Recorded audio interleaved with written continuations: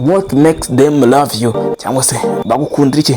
So do you think it is how you will be or how you will appear to them? No. Come on, hell or listen what make them love you. We know wumve kibano bagukundira. Kiganiro cyo ni cya kindi, kiganiro ni isi tubamo cyangwa se isi dutuyemo. Naho njyewe nitwa Mr. God. Dear, mbambwire, nobody likes your face, nobody likes your beard, nobody likes how you will be to them. Nta muntu n'umwe uri kwisi ugukundira ukusa cyangwa se ugukundira ko uri umusore mwiza cyangwa se uri umusore mwiza ushobora kuba ufite izo suna cyangwa se ubwanwa. No.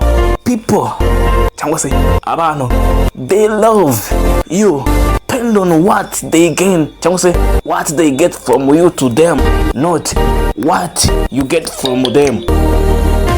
Nta muntu n'umwe uriho kwisi ugukundira ko uri mwiza, ahubwo akunda icyo agukoraho cyangwa se icyo akubonaho. So never do mistake for think that the people love depend on your face or how you are beautiful to them. Uramenye ntuzigere wibesha ngo ube wavuga ko abantu bakunda ukusa cyangwa se uko ugaragara imbere yabo.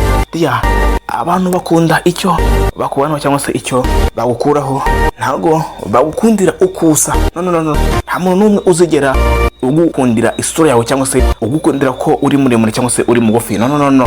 People love you depend on what they get from you to him or her.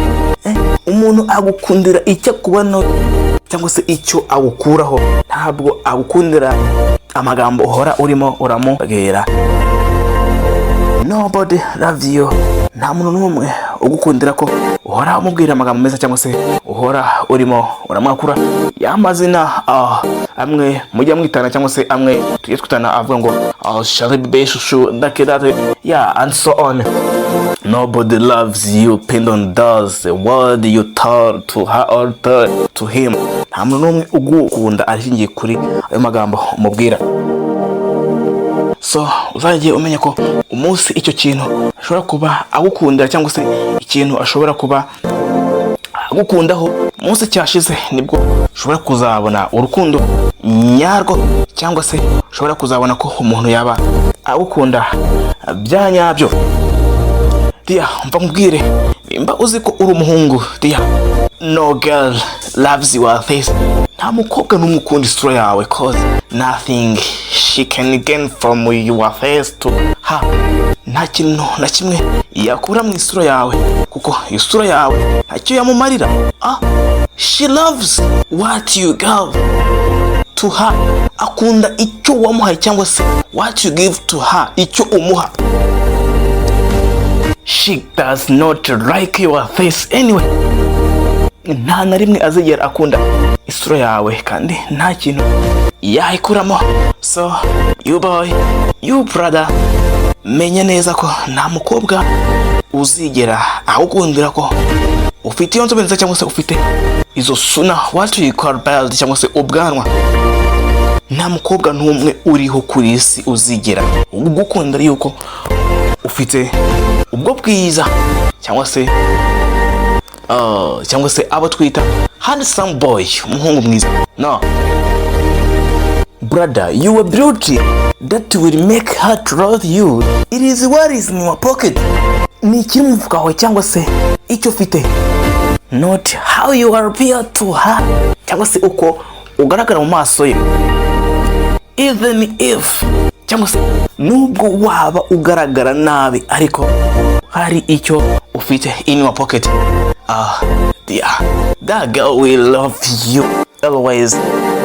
That girl will love you always. Igihe uzaba hari icyo ufite on your pocket cyangwa se your balance, that girl will love you, but without anything in your pocket. Igihe uzaba nta kintu ufite mu mufuka wawe, never think that the girl will love you, cause nothing can gain or nothing can get from you to her. nta kintu na kimwe yagukuraho kuko nawe ntacyo ufite. So never do mistake.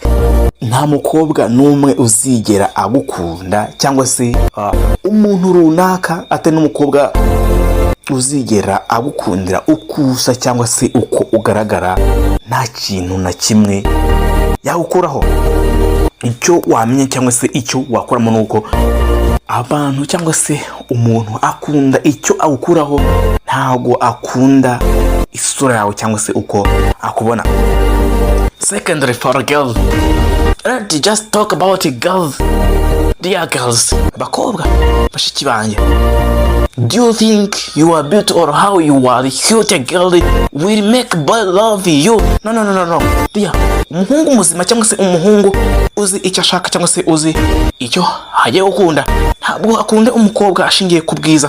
Dear, the boy, the serious boy, love a mind girl cyangwa se umukobwa ufite muri mind, wa mukobwa ushobora kuba ufite imitekerereze hejuru, not what how she is really beauty or how she is really shining in the front of the boy. Nta muhungu muzima cyangwa se umuhungu uzi ubwenge uzigera agukundira ko usa neza cyangwa se ufite iyo sura ishining cyangwa se iyo sura ishobora kuba imwica mu maso. No. Unuza gukunda cyangwa se umuhungu uzaba yagukundira icyo ngicyo, uzamenye ko amen cyangwa se that boy, he is not really serious. So dear friends, know that people love cyangwa se need what inner of you or what is in your mind. Abantu bakunda ikikurimo, ntago bakunda ikikuriho. Right? Ikiganiro cyo cyari Isitubamo, naho nge nitwa Mr. God. Ciao, ndabakunda cyane.